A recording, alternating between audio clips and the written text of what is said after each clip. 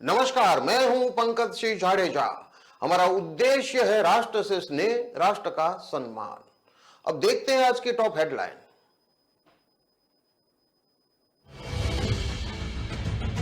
Handicraft factory में भीषण आग, अमेरिका यूरोप भेजे जाने थे आइटम। रात भर में पूरा कैंपस जलकर खाक, 2 करोड़ से ज्यादा का नुकसान।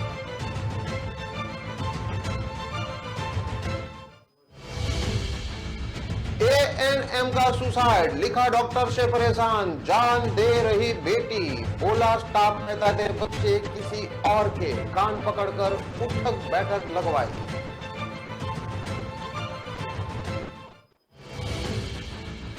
शादी के 4 महीने बाद युवक ने किया सुसाइड, 1 महीने पहले एक्सीडेंट भी हुआ था, इलाज के दौरान मौत।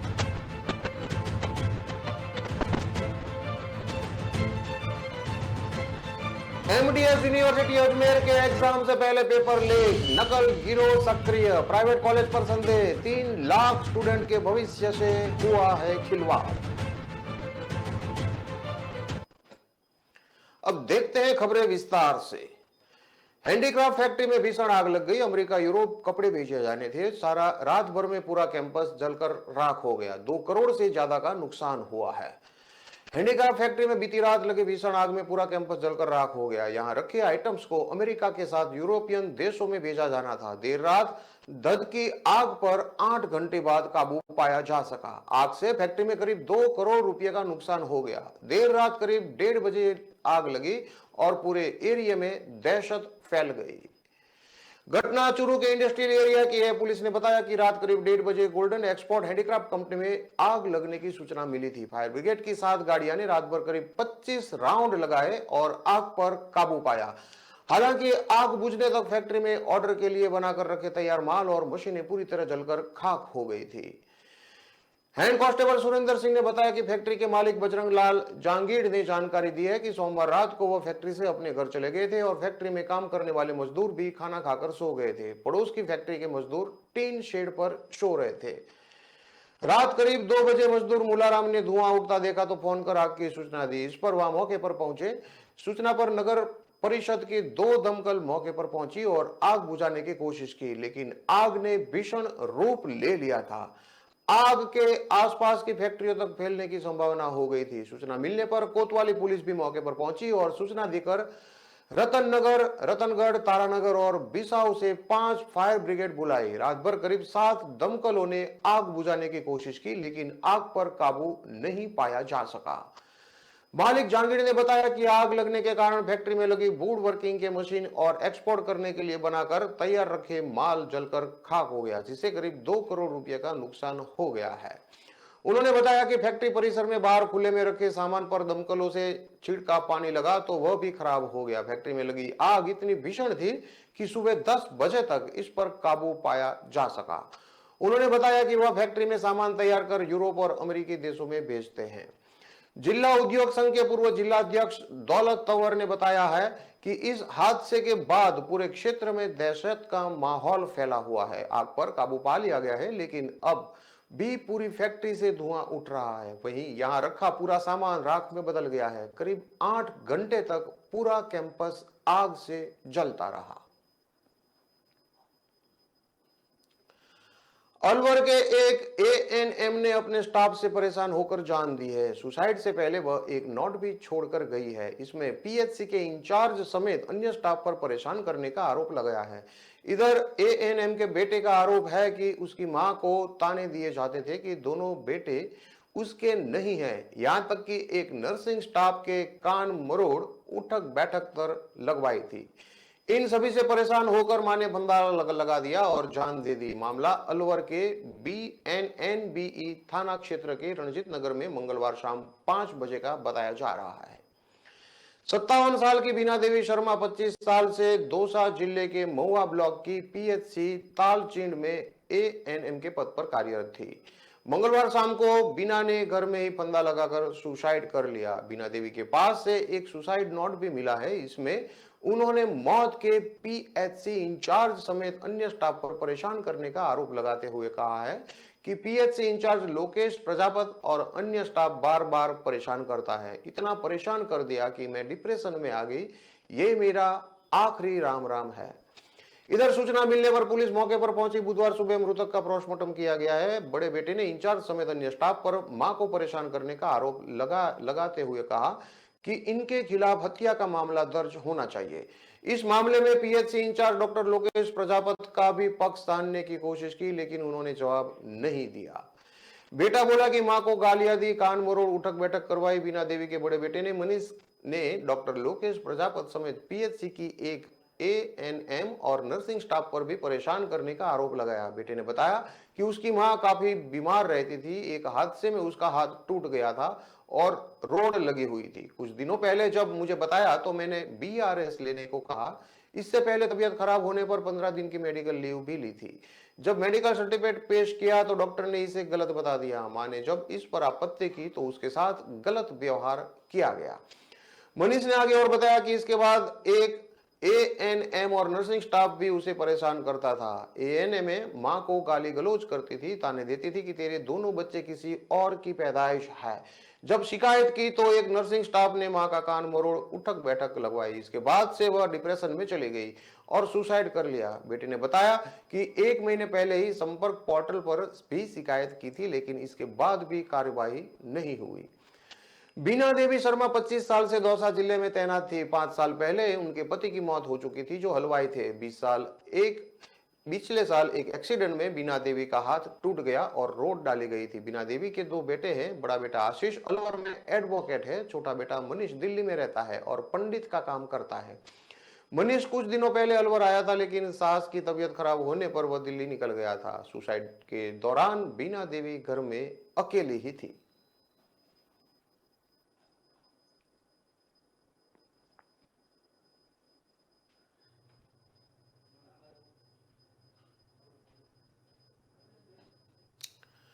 अलवर के निकट बहादुरपुर गांव में शादी के 4 महीने बाद ही महिला ने जहर खा लिया, जिसकी इलाज के दौरान अलवर में मौत हो गई। मृतक का के पिता ने किसी पर शक जाहिर नहीं किया है। मेडिकल बोर्ड से पोस्टमार्टम कराया गया है। सदर थाना पुलिस ने बताया कि भरतपुर के डीग के रहने वाले राम सिंह ने बताया कि उसकी बेटी पूजा की शादी 4 महीने पहले बहादुरपुर में पदम सिंह से हुई थी। बहादुरपुर में बेटी का ससुराल है। करीब 1 महीने पहले एक्सीडेंट हो गया था, जिसमें उसकी बेटी को दिमागी चोट भी लगी थी। अब अचानक उसने घर में ही जहर खा लिया, जिससे उसकी तबीयत बिगड़ी तो अस्पताल में भर्ती कराया गया। अस्पताल में इलाज के दौरान मंगलवार रात को उसकी मौत हो गई। उनको किसी पर कोई शक नहीं है। पुलिस ने बताया कि मृतक का पिता अलवर में ही बांटे की खेती लेकर काम करता है। इस घटना के बाद उसने कोई शिकायत नहीं दी है। फिर भी पुलिस ने मेडिकल बोर्ड से पोस्टमार्टम कराया है। जहर पीकर सुसाइड करने के कारणों का पता नहीं लगा है। उधर परिजनों का कहना है कि एक्सीडेंट के बाद पूजा की मानसिक रूप से तबीयत ठीक नहीं थी। बीमार रहने के कारण तनाव में आकर उसने जहर पी लिया, जिससे उसकी मौत हो गई।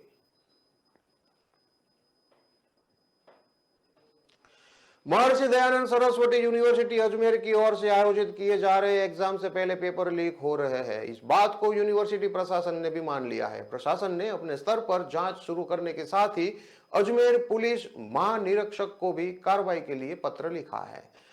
प्रशासन ने प्राइवेट कॉलेज पर संदेश जारी किया है। साथ ही बताया कि नकल गिरोह सक्रिय है। परीक्षा से आधे घंटे या 1 घंटे पहले पेपर बाहर आ रहे हैं। इसमें यूनिवर्सिटी की गोपनीयता भी भंग हो रही है। गौरतलब है कि महर्षि दयानंद सरस्वती यूनिवर्सिटी अजमेर के अधीन 4 जिलों अजमेर, टोंक, नागौर और भीलवाड़ा में करीब 350 कॉलेज है, जहां पर करीब 3 लाख से ज्यादा स्टूडेंट अध्ययन करते हैं। इनकी परीक्षाएं 27 जुलाई से आयोजित की जा रही है। परीक्षा नियंत्रक सुब्रतो दत्ता ने अजमेर आईजीपी को लिखे पत्र में बताया कि एमडीएसयू की ओर से अजमेर, टोंक, नागौर और भीलवाड़ा जिले के निर्धारित परीक्षा केंद्रों पर 2021-22 की वार्षिक परीक्षाएं आयोजित की जा रही है। इसमें संगठित नकल गिरोह एवं कुछ छात्र परीक्षा केंद्रों के द्वारा परीक्षा की गोपनीयता भंग करने एवं गैर कानूनी रूप से अनुचित लाभ प्रदान करने के लिए परीक्षा शुरू होने से पूर्व ही पेपर लीक किए जाने की जानकारी मिली है। ऐसी सूचना नागौर जिले के कुचामन, नावा, लाडलू, भीलवाड़ा, टोंक और अजमेर के कुछ निजी महाविद्यालयों की परीक्षा में लगातार प्राप्त हो रही है, जिसे अनुचित प्राप्त कर विश्वविद्यालय की छवि को धूमिल करने एवं परीक्षाओं की गोपनीयता भंग किए जाने का प्रयास किया जा रहा है। अतः इसकी गहनता से जांच इन साजिशकर्ताओं एवं संगठित गिरोह को बांग फोड़ हो। मदरसवीत के पूर्व छात्र संघ अध्यक्ष और एनएसयूआई के जिला अध्यक्ष भगवान सिंह चौहान ने कहा कि पूर्व में कई बार पेपर लीक को लेकर प्रशासन को अवगत कराया गया था, लेकिन प्रशासन ने लगातार अनदेखी की है। अब जब अधिकांश जगहों पर पेपर लीक के मामले सामने आने लगे तो खानापूर्ति में जांच कराने की बात कर रहे हैं, जबकि यह पहले से चल रहा है। परीक्षा नियंत्रक सुब्रतो दत्ता ने कहा कि परीक्षा से कुछ समय पहले पेपर लीक की जानकारी मिल रही थी। ऐसे में पुलिस महानिरीक्षक को पत्र लिखकर जांच कर कार्रवाई के लिए मांग की गई है ताकि इसका पर्दाफाश हो। साथ ही यूनिवर्सिटी स्तर पर भी मामले की जांच की जा रही है। झुंझुनू में पूर्व छात्र संघ अध्यक्ष राकेश जजड़िया हत्याकांड में पुलिस को सफलता हाथ लगी है। पुलिस ने हत्याकांड में शामिल 5 लोगों को गिरफ्तार किया है। पुलिस ने आरोपियों को अलग अलग जगह से गिरफ्तार किया है। आरोपियों को गुजरात के सूरत और उदयपुर से गिरफ्तार किया गया है। पुलिस ने मुख्य आरोपी विश्वबंधु वीरेंद्र कुमार इमरान उर्फे मानी को गिरफ्तार किया है। इसके अलावा नितेश कुमार और मनोज कुमार आरोपी को शरण देने पर गिरफ्तार किया है। आरोपी हत्या के बाद से फरार चल रहे थे। पुलिस ने आरोपियों से घटना के समय काम में ली गई 2 बोलेरो कार भी जब्त की है। पुलिस ने इमरान उर्फे मानी को गुजरात के सूरत शहर और विश्वबंधु वीरेंद्र कुमार और मनोज कुमार को उदयपुर से गिरफ्तार किया है। वहीं नितेश कुमार को झुंझुनू के ग्रामीण इलाके से पकड़ा है। आरोपियों की गिरफ्तारी के लिए पुलिस की ओर से निरंतर प्रयास किए जा रहे थे। टीम की ओर से अलग अलग जगह दबिश दी गई थी। जयपुर, उदयपुर, अहमदाबाद, सूरत सहित अन्य शहरों में सर्च अभियान चलाकर आरोपियों की तलाश शुरू की गई थी। टीम को आरोपियों की इन शहरों में होने की जानकारी मिली थी। सूरत और उदयपुर में टीम की ओर से आरोपियों का लगातार पीछा किया गया। आसपास के फुटेज भी खंगाले गए। कई लोगों से पूछताछ की गई। उसके बाद आरोपियों को डिटेन कर गिरफ्तार कर लिया गया है।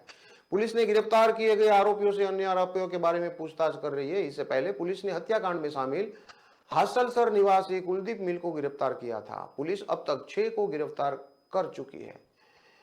क्या था पूरा ये हत्याकांड का मामला है, ये जानते हैं। बगड़ थाना इलाके में बदोड़ा गांव के समीप काटली नदी के पास पूर्व छात्र संघ अध्यक्ष राकेश जजड़िया की हत्या कर दी गई थी। आरोपियों ने राकेश की गाड़ी को टक्कर मारकर सरियों और लाठियों से मारपीट की थी, जिससे राकेश जजड़िया की मौत हो गई थी। इस मामले में मृतक के पिता ने गब्बर गैंग के मुखिया अरविंद उर्फे गब्बर के अलावा एच.एस. विश्वबंधु, देशबंधु, रवि बदौला के साथ साथ दिनेश मालसरिया, प्रदीप मंगवा, अजीत बाबा, उमेश सोनू, इमरान मंजीत जजड़िया, रमेश कुमार आदि के खिलाफ हत्या का मामला दर्ज करवाया था। पूर्व छात्र संघ हत्याकांड में शामिल आरोपियों में से 4 हिस्ट्री शीटर है। इनमें विश्वबंधु को पुलिस ने गिरफ्तार कर लिया है। विश्वबंधु कोतवाली थाने का हिस्ट्री शीटर है, लेकिन 3 हिस्ट्री शीटर अभी भी पुलिस की पकड़ से दूर है। पुलिस ने आरोपियों की गिरफ्तारी के लिए 5-5 हजार रुपये का इनाम भी घोषित किया था। इनमें से कई आरोपी ऐसे हैं जिन पर कई मामले दर्ज हैं। इस हत्याकांड में सबसे ज्यादा चर्चा गब्बर गैंग की ही रही है। हत्याकांड में गब्बर गैंग का मुख्य सरगना अरविंद उर्फे गब्बर भी शामिल था। इस गैंग ने 3 साल पहले भी पुलिस फायरिंग की थी और इस हत्याकांड में गब्बर गैंग का नाम आने के बाद पुलिस ने लाल कोठी को अपने कब्जे में ले लिया था। एसपी को लाल कोठी में बदमाशों का अड्डा होने की शिकायत मिली थी। यह बात सामने आई थी कि गब्बर उर्फे अरविंद अपनी गैंग को यहीं से ऑपरेट करता है।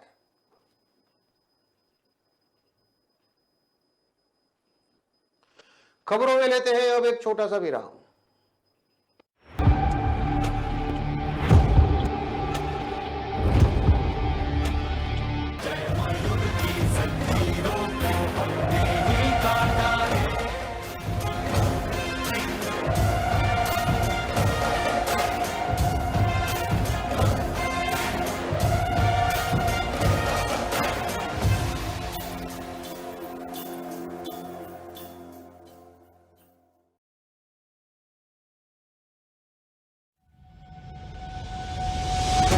लहरों से डरकर नौका पार नहीं होती, कोशिश करने वालों की कभी हार नहीं होती।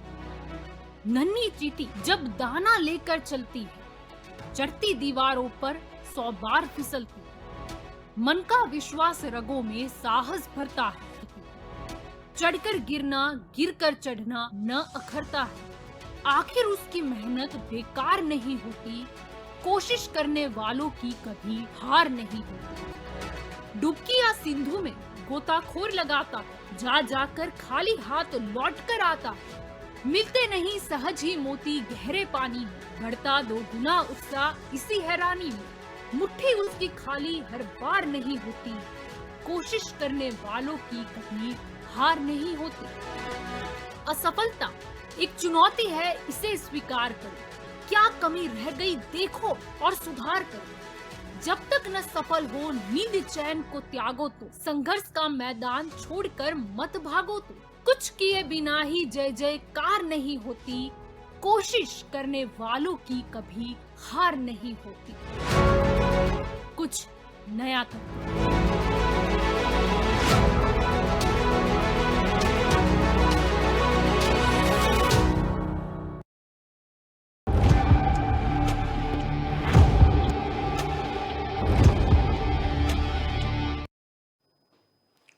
विराम के बाद एक बार फिर से आपका स्वागत है। अब देखते हैं आगे की और खबरें। जोधपुर जिले के चामू थाना क्षेत्र के देवनिया गांव के समीप नहर में डूबने से एक महिला सहित 3 लोगों की मौत हो गई। पांव फिसलने से एक महिला नहर में जा गिरी। इस महिला को बचाने के लिए 2 लड़के भी नहर में कूदे, लेकिन तेज बहाव में तीनों बह गए। बाद में ग्रामीणों ने मौके पर पहुंचकर नहर से तीनों को बाहर निकाला। तब तक तीनों की मौत हो चुकी थी। पुलिस के अनुसार भौरी देवी नाम की एक महिला लिफ्ट नहर के किनारे जा रही थी। पांव फिसलने से वह नहर में जा गिरी और मदद के लिए चिल्लाने लगी। उसके चिल्लाने की आवाज सुनकर समीप खेत में काम कर रहे 18 वर्षीय संतोष और 15 वर्षीय उदाराम मौके पर पहुंचे। दोनों ने भौरी को बचाने के लिए पानी में छलांग लगा दी। तेज बहाव में भौरी के साथ वे दोनों भी बह गए। बाद में मौके पर एकत्रित हुए ग्रामजनों ने नहर में खोज अभियान चलाया। वहीं सूचना मिलते ही चामू थानाधिकारी दीप सिंह भी मौके पर पहुंच गए। थोड़ी देर में घटनास्थल से काफी दूर पर ग्रामीणों ने तीनों को खोज निकाला। तब तक भौरी की मौत हो गई थी। वहीं दोनों लड़कों उदाराम और संतोष को अस्पताल ले जाया गया, जहां डॉक्टरों ने दोनों को मृत घोषित कर दिया।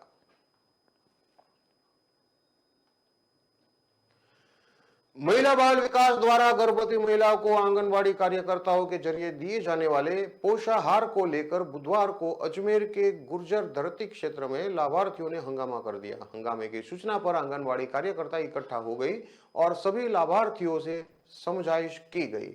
लाभार्थियों ने सरकार से मांग की है कि बहादुरदार और कीड़े वाला पोषण देने से अच्छा है कि वह इस तरह का पोषण ना ही दे। मामले में महिलाओं ने संबंधित अधिकारियों पर कार्रवाई की मांग की है।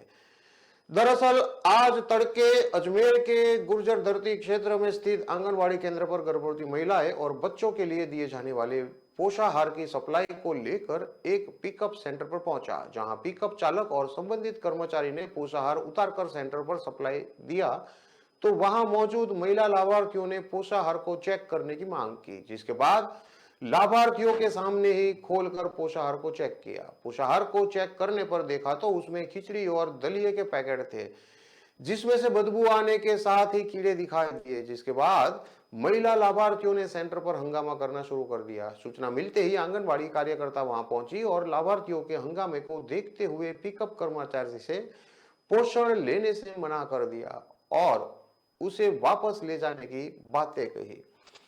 आंगनवाड़ी कार्यकर्ता रेखा ने बताया कि यह पोषण महिला बाल विकास द्वारा आंगनवाड़ी केंद्रों पर गर्भवती महिलाओं के लिए दिया जाता है। बुधवार को गुजर धरती सेंटर पर पोषाहार पहुंचा तो उसे चेक किया गया, जिसमें पोषण से बदबू आने के साथ ही कीड़े मिले। इस पर लाभार्थियों ने हंगामा खड़ा कर दिया और आंगनवाड़ी कार्यकर्ता ने कहा कि करीब यह पोषाहार 6 से 7 आंगनवाड़ी केंद्रों पर सप्लाई होना था, जिसके बाद महिलाओं को इसका सप्लाई दी जानी थी, लेकिन सभी कार्यकर्ताओं ने यह लेने से मना कर दिया।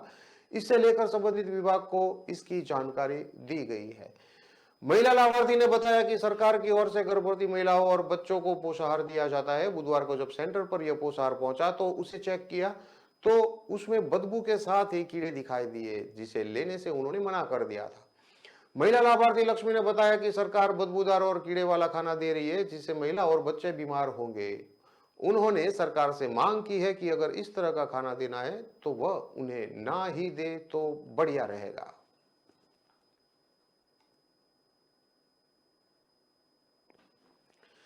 अजमेर में रूम लेकर रह रही भीलवाड़ा की छात्रा के किडनैप का मामले सामने आया है। वह रूम से अपनी बुआ से मिलने के लिए निकली और बाद में फोन स्विच ऑफ हो गया।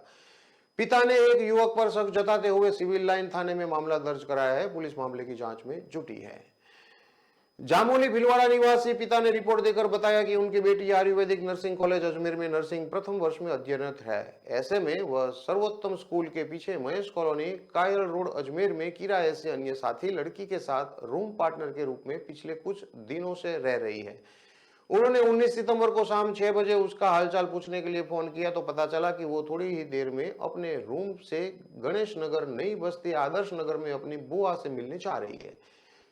लगभग शाम 6:45 बजे पर जब वापस फोन किया तो उसने बताया कि वह घर पर पहुंचने ही वाली है। फिर लगभग 7 बजे फोन किया तो फोन स्विच ऑफ था। इसके बाद लगातार फोन स्विच ऑफ आया। ऐसे में पिता की चिंता बढ़ गई। रात करीब 8:30 बजे अनजान नंबर से फोन आया और उसमें बेटी के चिल्लाने और मदद की गुहार की आवाज सुनाई दी और फोन कट हो गया। जब वापस किया तो फोन स्विच ऑफ था। इसके बाद अजमेर पहुंचे और शक है कि पंडेर निवासी शुभम ढोली पुत्र अशोक ढोली ने उसका अपहरण किया है, क्योंकि 1 वर्ष पहले भी शुभम ढोली ने अपने कुछ साथियों के साथ मिलकर उसे रास्ते में रोका और उठाकर ले जाने का प्रयास किया था। उस समय लोग लाज के कारण कोई रिपोर्ट नहीं दी थी, अतः कार्रवाई की जाए। सिविल लाइन थाना पुलिस ने मामला दर्ज कर जांच एएसआई हरिराम को सौंपी है। अजमेर के मदार रेलवे स्टेशन पर बुधवार को भीषण हादसा सामने आया, जहां जयपुर बांद्रा स्पेशल ट्रेन के 2 कोच डिरेल होने के चलते एक यात्री की मौत और 3 दर्जन यात्री के घायल होने की सूचना कंट्रोल के जरिए सभी विभागों को दी गई।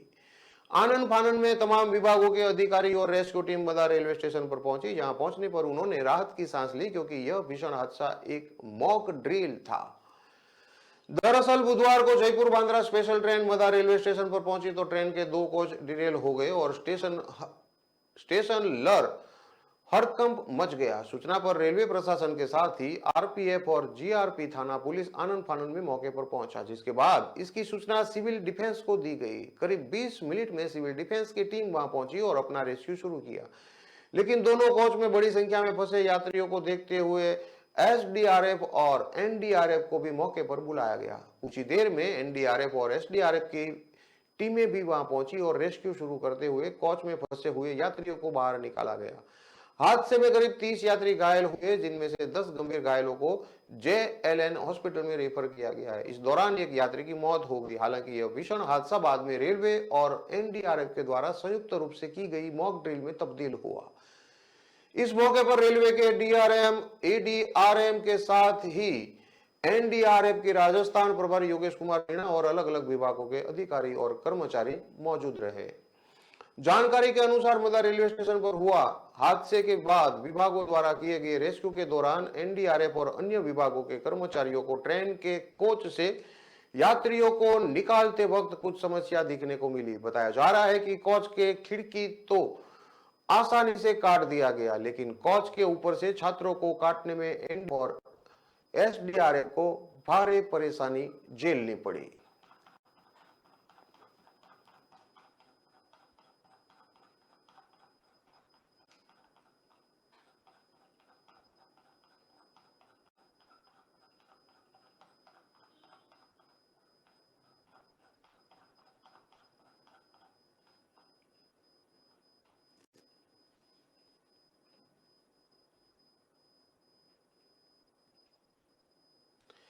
विस्तार से खबरें पढ़ने के लिए आप हमारे वेबसाइट का भी प्रयोग कर सकते हैं। हमारा वेब का पता है www.kalamkartavya.com।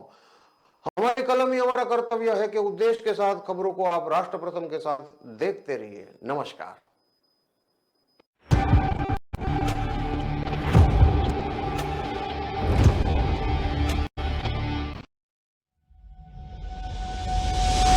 लहरों से डरकर नौका पार नहीं होती, कोशिश करने वालों की कभी हार नहीं होती। नन्ही चींटी